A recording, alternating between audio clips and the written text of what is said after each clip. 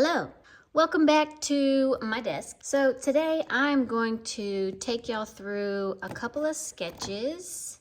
Not my whole sketchbook, but I'm going to take you through some of the inspiration for a painting that I filmed and y'all can watch while I talk. And for this painting in particular, it all starts with my sketchbook, my messy sketchbook. I have several sketchbooks on this channel, some that I'm doing painting challenges in and some that I like to just paint in acrylic with. But in this sketchbook, I like to use it specifically for practicing being really messy and scribbling down ideas that I might have. Ideas pop into your head and you gotta have a place for them or else you'll forget them. But in order to talk about my feelings on the final product, I kind of have to backtrack and discuss why I'm actually painting this in the first place, or what gave me the idea, or how I came upon the idea, or all of the above.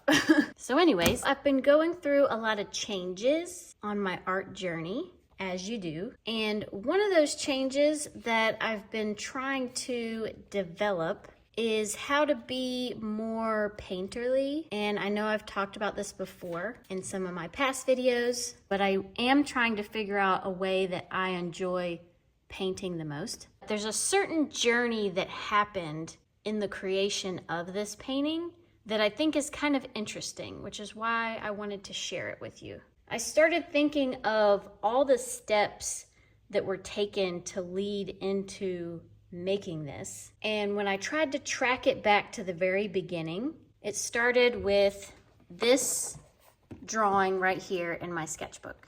Now, stay with me because I know it's like, what? How the heck did it go from some turtles in a sketchbook to this painting? Well, I'll tell you. When I sat down and sketched this out, I was just trying to have a fun little doodling session in my sketchbook, used my watercolor pencils to just kind of sketch some things out, and I sketched this turtle. And originally, I didn't really want it to look this cartoon-like, but it just kind of turned out this cartoony looking turtle, which is kind of cute, and I'm not mad at it. But then I sketched this turtle. He's just made up of a bunch of scribbly marks. I just kind of scribbled it in. I was trying to do it really quickly and make it feel more fun. And I actually really like the way that it looks, the texture that it kind of made, and how, I don't know, organic it looks. Anyway, it was just a lot of fun to do. So because I like doing the scribbles so much, I continued to scribble. I did some of these trees, and then I did this page. These were some flowers that I took a picture of, and it's just scribbles. This was just a donkey that I found on Pexels. So then I had a few photos from a vacation I took, and I scribbled this. And I love, love, love, love this page. My pigeon, but then this hedgerow is just nothing but scribbles.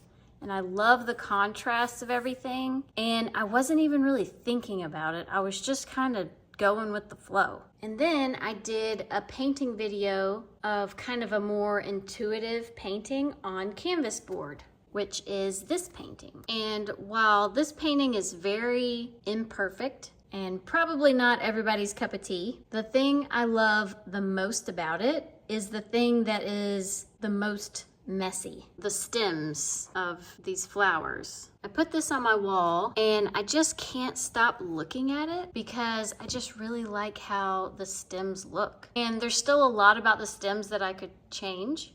I'm not really sure how yet, but I'm working on it. And I feel like this is kind of more what I'm looking for in my painting. It's still a little too messy for me, but especially when I look at it from afar, it's like it. I don't know if that makes sense. Well, the it factor. But anyway, So some time has gone by since I painted the flowers in the vase, and one day I was again scribbling in my sketchbook. When you do a doodle or a scribble on a piece of paper, you kind of have your own signature scribble mark. Some people scribble in circles and some people scribble up and down or in a figure eight, and I started trying to figure out how I scribble. And so this is what I started the page with. I did some long scribbles, and then I scribbled a tree, and then I scribbled this bird. And I kind of created it out of the scribble marks. So I had no real intention to do a bird. I just kind of scribbled, and then it started looking like a bird, and then I kind of made a bird in the scribbles. And then I kept going, and I did this kind of weird creature thing here. I tried to do the bird thing again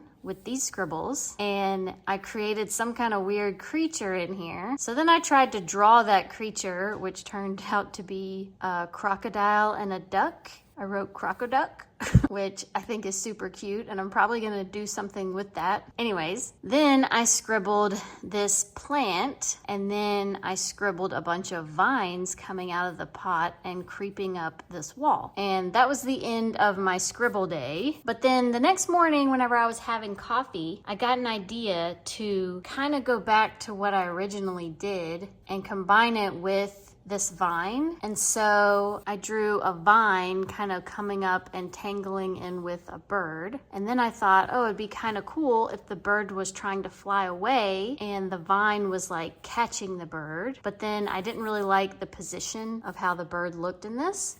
So then I did it again and came up with this. I was like, yep, that's what I want to do. That's what I want to paint. So I knew I wanted to use the same colors that I used in my squiggly flower painting, this phthalo green. And I've been trying to use this up because the cap actually broke and it won't screw on tight anymore, and I love this color. So then I had everything lined up to do the painting. But the problem I ran into when I was painting was that I found myself wanting to make it perfect, smooth out the edges, and I went back to that more realistic look that all of my past paintings have.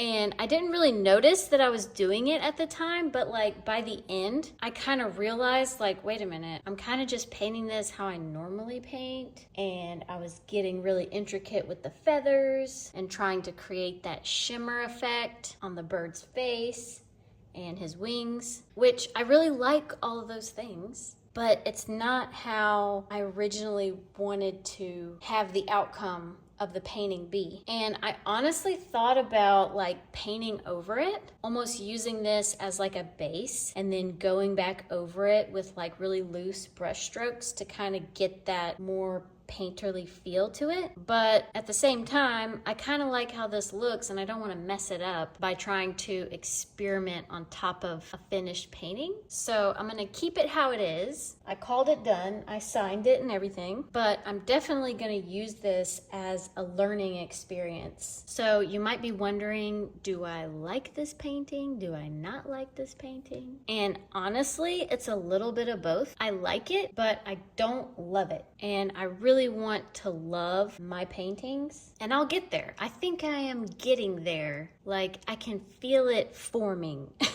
Anyway, I hope this was helpful. If you've watched all the way to the end, I would appreciate it if you would hit the thumbs up button. Consider subscribing to my channel. I have a lot of different kind of videos, and I'm always kind of trying new things. If you know someone who's going through some kind of weird art thing, you can share my video with them. It might be helpful.